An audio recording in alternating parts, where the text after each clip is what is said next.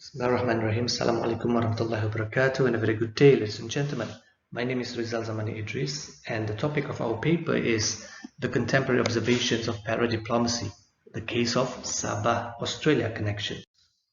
Now, when we talk about diplomacy, we would normally understand it as a state-centric matter from which we see states as being the main or dominant actors in international relations.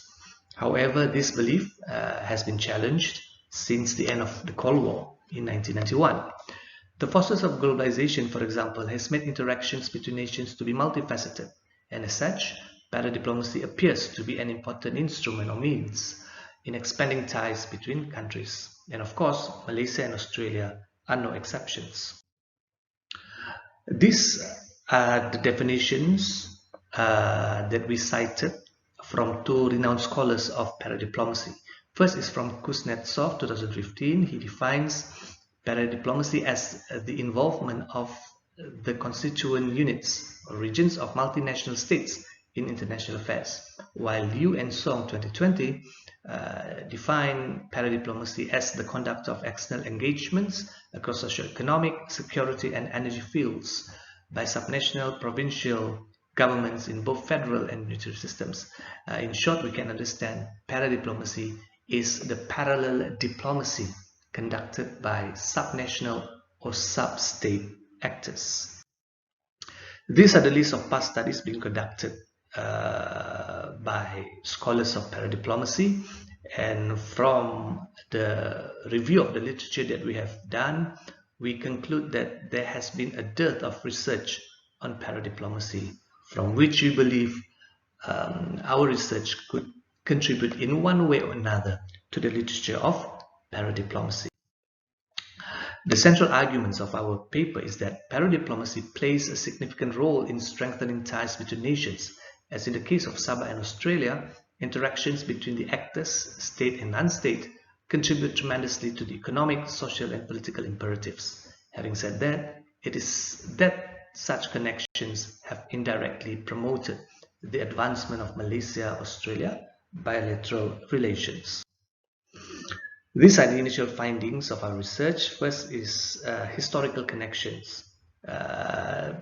Both countries, Malaysia and Australia, particularly Sabah and Australia, were closely engaged during the Second World War, the communist insurgency, the confrontation, as well as education.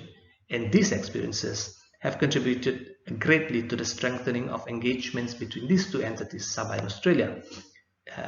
Examples that we can bring about include the Sandakan Day Memorial, which is held annually to commemorate the sacrifices of the Australian, New Zealand, and the British troops during the Second World War in defending Sabah. In terms of education, the Colombo Plan, for example, had witnessed many Sabahans benefited from the education scheme that they had back in the 60s, 70s, and so on, which eventually had transpired to transnational business dealings and other forms of cooperation and engagements between these two entities. This is the second finding, which is trade interactions, from which we can conclude that Sabah recorded a trade surplus with Australia despite having trade deficit for certain product categories such as food and crude materials. These are Sabah's export to Australia at 2-digit code. Sabah's main export include petroleum, fertilizers, fish, feeding stuff for animals.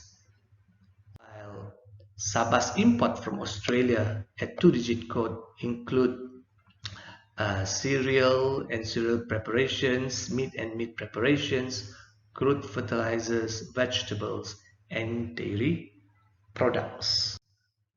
So in conclusion, we would like to reinstate that interactions between the actors, state and non-state, from which we define it as para-diplomacy, contributes tremendously to the economic, social, and political imperatives of not only Sabah, Australia, but Malaysia, Australia as a whole. Having said that, such connections have indirectly promoted the advancement of Malaysia-Australia bilateral relations. Thank you very much.